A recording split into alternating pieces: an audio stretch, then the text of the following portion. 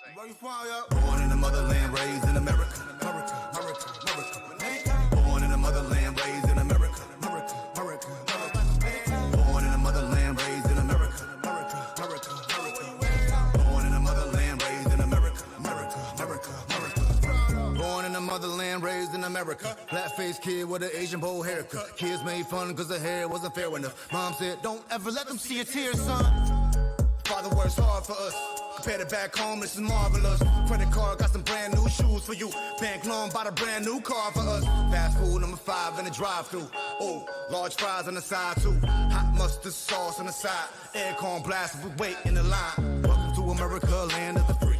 We don't give a damn about your family tree. Get to work, get your hands dirty, then repeat. Put your money in the bank, then make you see. Born in the motherland, raised in America. America, America, America. Born in the motherland, raised in America. America, America, America. Born in the motherland, raised in America. America, America, America. Born in the motherland, raised in America. America, America, America. 1985's when I popped out. Zodiac sign of a... Hi, everybody. My name is Nancy Wynn, and thank you to the Philadelphia Asian American Film Festival for inviting me to be the moderator of tonight's discussion with director Viet-Nâm Leduc. I think hopefully I did that right. The director of the greatest country in the world. And thank you, everybody, audience, for joining us in this conversation. Please ignore my laundry over here. This is like COVID workspace, y'all. We're going to try to make it work. So, Viet-Nâm, thank you so much for joining us. I'm really excited to talk to you about this film. I guess, and also, folks, if anybody would like to type in questions, feel free to do that. And then I think some tech magic happens, and then the question appears in the screen. But I'm wondering if you can just start by introducing yourself, talking a little bit about this work and what made you tell this story from this perspective in this way, like from this character piece of like these basically three, well, it's a very intergenerational, but like from this perspective of like three men. I'm very, very curious about like, yeah. I have a lot of questions. There's there's things I really love about it. So I'm going to start there. I'll try to be as intelligent as as I can be, considering all what's so this is a film I made. It's my second feature, so I made this in Quebec. I'm a Quebec filmmaker, so I work in French. Because my first and main my main language is my first language is Vietnamese, and then I learned French in school, and then I learned English on the side, like watching the news, and like most Canadians, we do also learn English as a second language.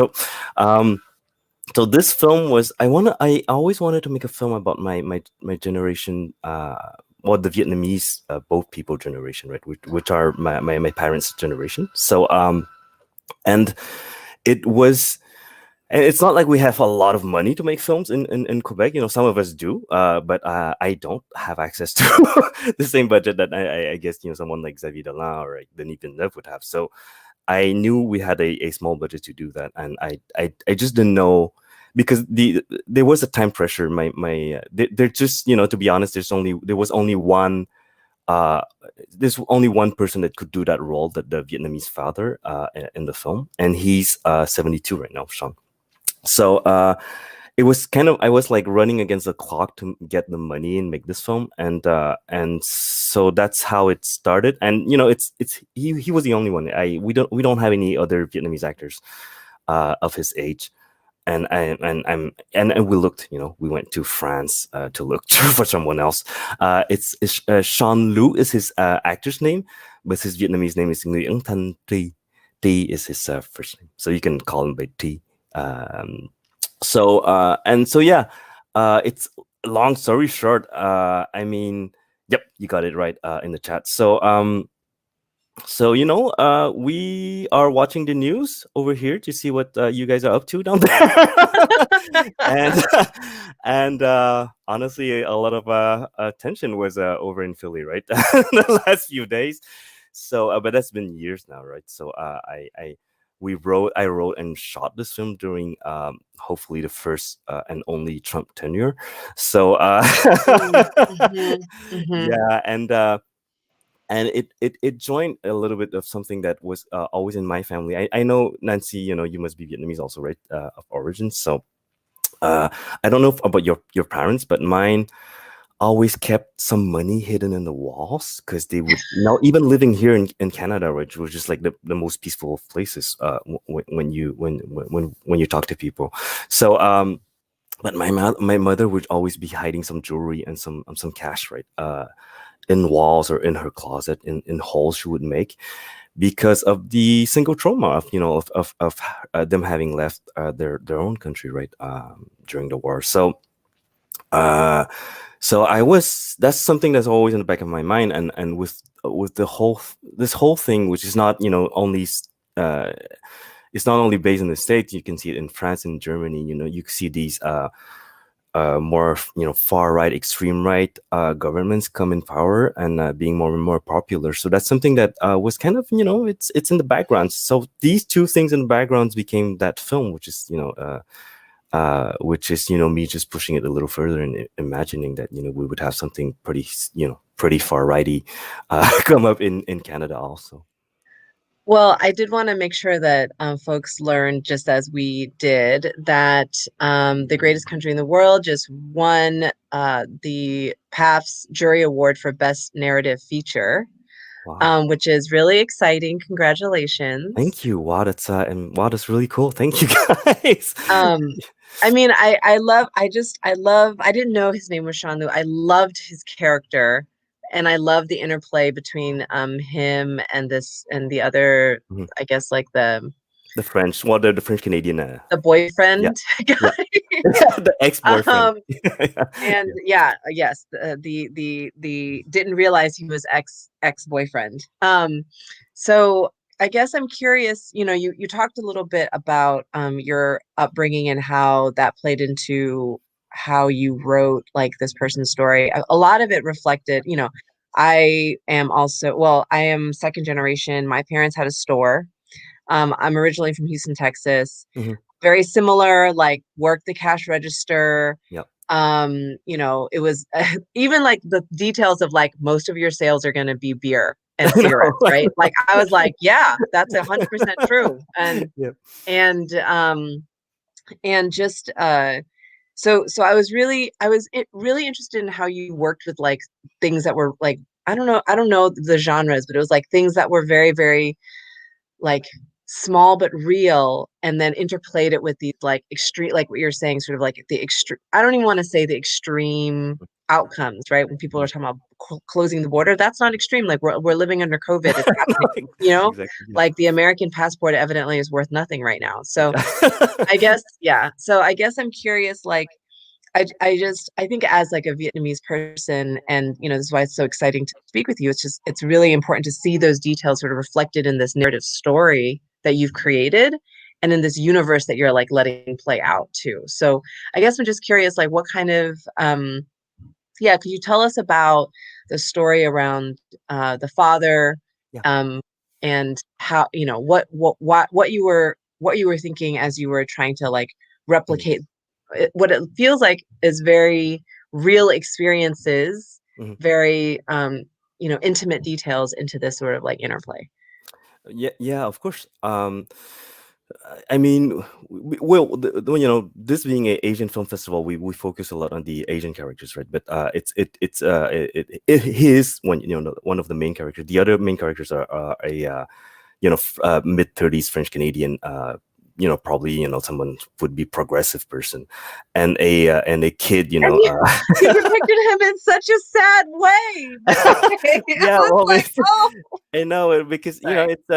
it's what I felt like. What I feel like it's we do a lot of immigration movies about people of color and immigrants, but what I've come to realize these past years is I think we all feel like immigrants. w- like colored minorities or versus white people alike. because the world we live in changes so quickly, right? And this is not something I came up with. It's something that you find in books and stuff like that. But the world we live in changes so quickly that you always feel like you are grappling for something, that would be, and that would explain, part of Trump's appeal, right?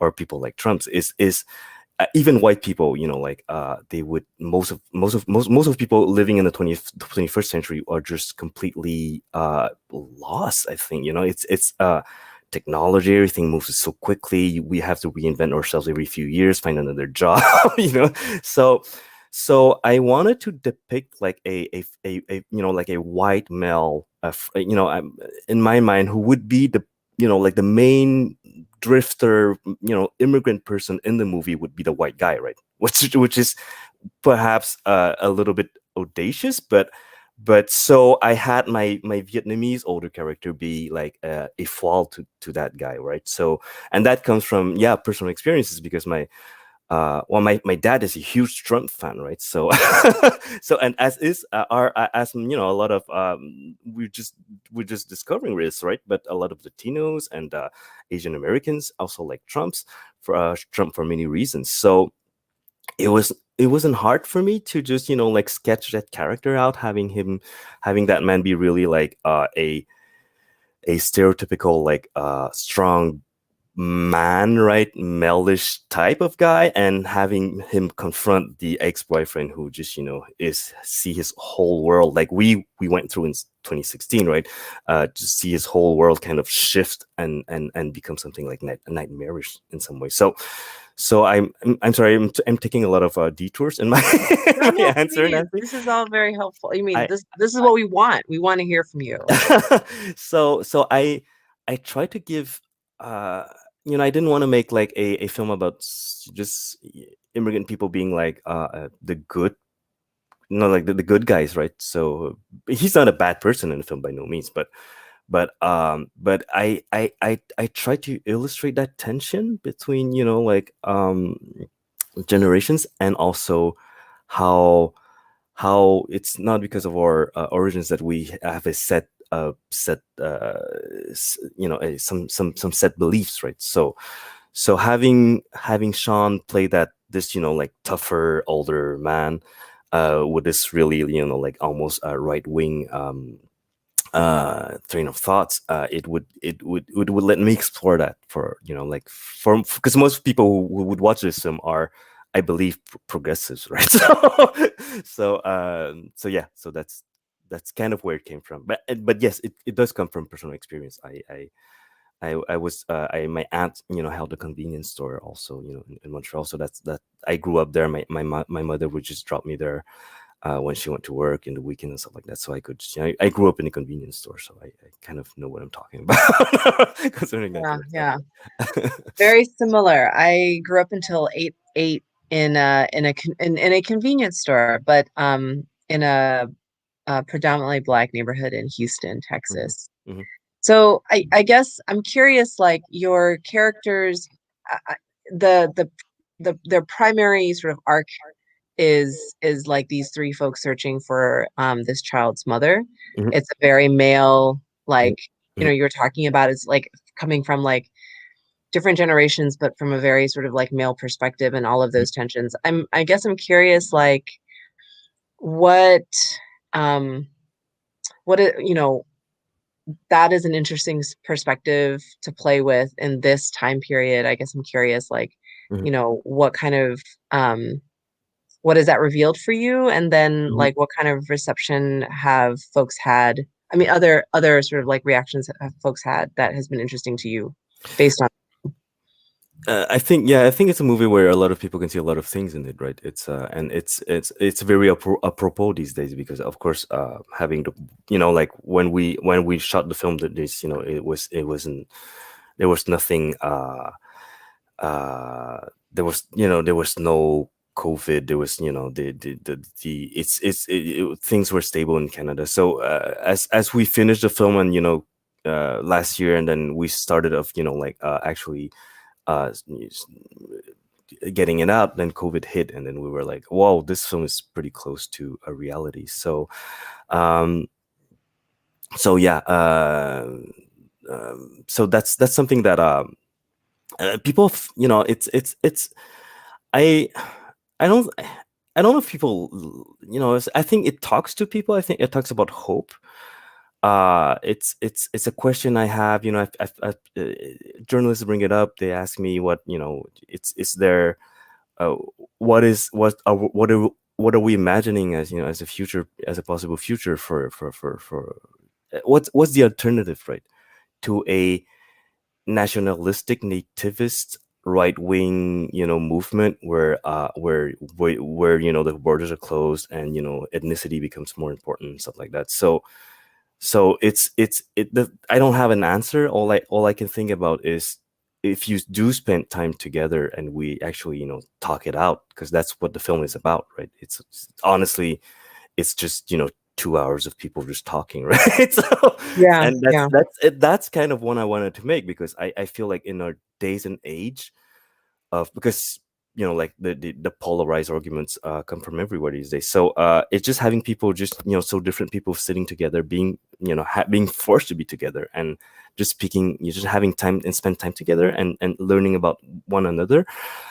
I feel that's the only way for us to get out of this, right? So I don't know how to do that in a a social scale. I just think if you do it personally, if that's already something that's so hard to do, because I mean, it must be the same for you guys, but most of the people I hang out with, no one could believe that someone would vote for Trump or something like that, right? So so I live in a silo of thought where all of my friends and most of my family, we all think the same. So it's really hard to get out of that silo and try to go into the other silo, right? So I guess that's what Unless you're talking to your parents. exactly, exactly. Unless your parents are really like, Yeah, but yeah. yeah, I do try to engage him, and it's hard because you don't want to get into those conflicts, but you have to engage people, and it's the hardest. I think that's what I'm reading about Biden these days. I'm thinking, like, it's going to be so hard for him to engage both sides. It's so much easier to just engage one side. So yeah. I guess I'm curious. I mean, it is also, I have to say, it was strange for me to watch it from an American perspective, which I'm sorry, we're all, like you said, everyone's focused on the United States Yeah. because of Trump already. And it's like everything is already so US centric. So I apologize for that Don't worry. from the get. But it was so strange to like we have all of these ideas about what Canada is, and then you've made like Canada this like, sort of like reverse what the United States is trying to become, and all of that. Yep. So that was that was interesting and jarring. Mhm. And I guess I'm just curious, like, can you talk a little bit about, I don't want to make assumptions about what Mhm. resettlement is like for the Vietnamese community over Mhm. in Mhm. Canada, and can you talk a little bit about that? I saw a Yep. lot of similarities, but yeah, can you Yeah, talk a I have a lot of family in California and elsewhere, because the Vietnamese diaspora just went all over the world and stuff like that. So yeah, we have a lot of family in the States too. So I don't think that our experience is particularly different from yours. I think we have the we're lucky in the sense we're kind of insulated a little bit. So we're a smaller country, so things don't get as severe. So everything is a little bit milder in Canada. Where it gets a little bit more jarring, like you say, is Quebec. Quebec is French, right? And because of its past trying to be a sovereign country, which is something that I understand how it can, I as a Quebecer, I believe, I understand that that's something that would be desirable, right? But because of that aspect of wanting to be too separate and have a separate country, right? That would, that's also a really dangerous place for immigrants where they fit into that equation. That's growing up, that was the main source, because like the question came up about my mother hiding money in the walls. But that was the main thing that my parents were afraid of, which is like other political upheaval, right? And I don't know if you guys are familiar with the story, but in '95, we were like at point. The no vote for separation won at 50.3%, something like that. It was really close, right? So it was. Right. Yeah.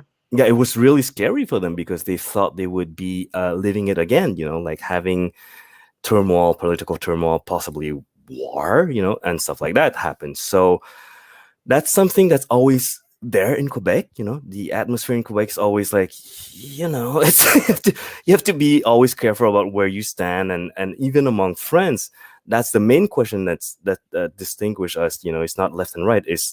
Are you for Canada or for Quebec, right? To be its own country. So, seeing that film in the perspective of Quebec, it's where it's where the film is set. So that for us, people who live in Quebec, immigrants or not, uh, that's that's not so far fetched to imagine that something like that could happen. And just have to look to France, which you have Marine Le Pen, which has this horrible platform, and she's been in the second round of the presidential elections every it's been two times now, right, where they had to choose like a really centrist, boring guy or her, Mhm. so we're really, it's not because we're in Canada, we're not free from it. I mean, we have people who believe in QAnon here. We have people just trying to burn, 5G towers. it's Yeah. it's the same thing. It's just colder, right? I do want to touch on this question of sort of how you are replaying trauma and how it comes up in the conversations. Like, I remember in the beginning where, there's this whole thing of like, oh, X and Y can't ever happen, right? Especially Mhm. coming from the ex-boyfriend character. And then later the daughter is saying it. And then the father is like ready to go. He's like, no, that's what we said. Like, Mhm. in, I forget the year 69, Yep. it can happen at any time. And and like you said, we just, I say we, I'm Mhm. American. We just had this election, but Mhm. that was so impactful, right? Mhm. Mhm. Because of all of these forces, like you were talking about, not Mhm. just in the United States, but Mhm.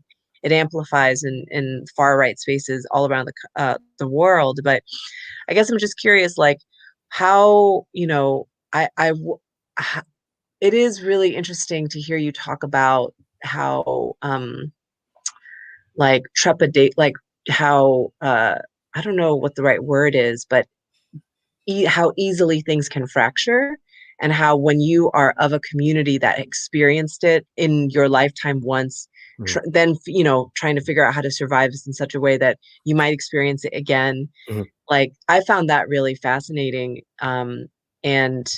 And yeah, just like also for like an American audience, because there's this myth that America is so stable, and Mhm. it's not true. But Mhm. yeah, can you talk a little bit about that? Of course. uh it's I mean, it's weird because I guess we have been living in the most peaceful, stretch of time in the history of the world. I think in terms of wars and stuff. If you read about the state of the world, and and in the huge, if you look back in time and you see the state of the world around, yeah, there's a lot of things going wrong right now, but at the same time, I believe that there has never been so few people in extreme poverty and stuff like that. So the world has been doing well, and we have had a really good stretch, right? Us, I mean, when I talk about us, like you're saying, I think people that are younger than a certain age, right? uh, as I think about our parents, they would have lived through something else, through the war, the trauma of war. So and I think COVID is perhaps, and Trump and COVID is these days, like a little bit intermingled, but but Mhm. COVID has been a wake up call for a lot of us, which which realizing this is the first major world crisis we're living through, and that must challenge, or or ways and train of thoughts, and that's what's most concerning for me these days. And the film is, it's the question is just starting in the film, but I'm wondering how are we going to change towards that kind of stuff possibly happening again in our lifetime and stuff like that. So and the first reaction when things go bad is to turn on one another, right? And find culprits, and fight and burn things, and stuff like that. So and that's not what we need, right? And it sounds boring, but being how just being boring these days, having it 2 hours, of people just talking. I feel that's really needed. I feel that's it's like I feel boring is good sometimes, right? so, so yeah, so yeah, I mean, at I the mean, yeah, end, yeah. yeah, at the end of your film was hopeful, right? Like it Mhm, did feel like a call to a return towards some type of normalcy for mhm, for like mhm, for the child, for instance, the young man. mhm, So it was hopeful, mhm. um, even even if unresolved, right? Um, so It is. I'm assuming that is like one of the places that's sort of the directionality that you're hoping that we It go. is. Yeah, it is. It's really hard because we have to find a space where we don't have an alternative right now. To it's that version of the world that dystopia we just lived through, and you guys had 4 years off. That's not going anyway anytime soon, right? It's just I think a lot of people believe it's done for and it's over, but I just see it, being still there all over the world Oh right my now. God, are you kidding?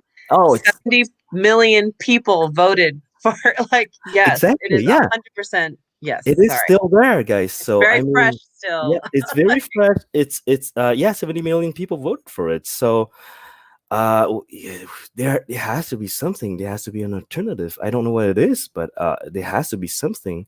And that thing involves us sitting around a table having a meal and like just being together, and that's really important.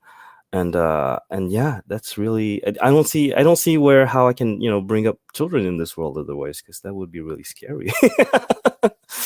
Do you want us to address the question in the chat, Nancy, which is uh I can Where bring it up. It's yeah, a, it, you know what? My chat has not been working, y'all. oh, okay, I can bring it up if you guys want. So Yeah. someone's Go. is asking about the film showing Canada as a really harshly cold and vast place.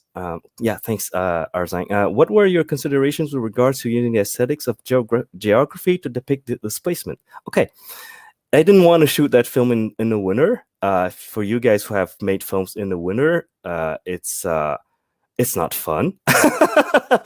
And Sean, being 72 years old, we shot in the winter because it's a winter film. We couldn't have the whole scenario. I think happening in the midst of summer would have somewhat lessened the impact of the movie. And I think it's Canada is snow, right? We have snow like 5 months a year, so it's if we're trying to say it's the greatest country in the world, well, got to show you guys how it looks like most of the time. So that's where we're snow. All right. I loved it. I love the struggle. I mean, I loved it in terms of tone. Um, and we in Philadelphia, it's not nearly as cold, but um, I guess agreed in sort of just like how cold and how people struggle through it, and just like that whole mantra of like this is your last winter, but Yep. Yep, exactly. It's a for a lot of people we wish it's our last winter, but it isn't. There are many winters to come. and but there are many, that that's the last message. Oh my it sounds goodness. it sounds horrible, but no, it's if you have a few sunny days in between, you have to like enjoy it. Enjoy it because it's great. It's something. Wow, what just happened these last few days, it was crazy. I mean, we're all the world's eyes. I mean, everyone I knew was only talking about you guys' elections. So it's a huge weight off the shoulders for a lot of people, and you can see how most of Canadians are pretty relieved right now. So thanks for having Well, voted.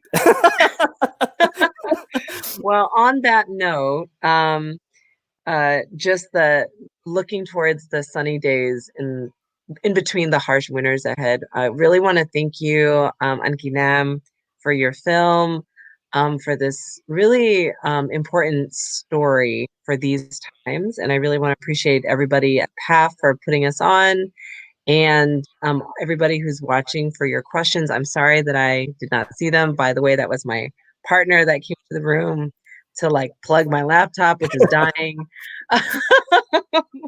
But I hope that everybody enjoys the rest of PAF and how important it is to have a space that brings these Asian American artists, writers, directors to tell our stories. I thought it was really amazing what you did, Ankinam, really, and everybody at PATH. Thank you so much for these opportunities to have these type of conversations with each other. Thanks, guys, for having me. Thanks for having the film. I mean, this is not the best. I wish I was in Philly. I love the city. Thanks, Selena. Thank you, Nancy. Thanks, Arzang, for just bringing us together. I wish, I have way more time to give you guys if you want to just, if you want to have me record something, whatever. But thanks so much for having the film, and I'm really happy it's screened in the States too, because it's meant as a dialogue with you guys. This film also. So have a great festival, and I'll see you guys around. Yeah, have a great festival. Thank you again. Vic. You say this kill, black and brown, and when will you talk about class in this story? The rest is allegory. Come together, unionize, see it through each other's eyes. No need to fight over supplies while workers save lives. They need protection too. What we gonna do? Organize our way through. And for those behind bars, we must fight hard. Global pandemic, endemic, systemic. No equality, no quality of life.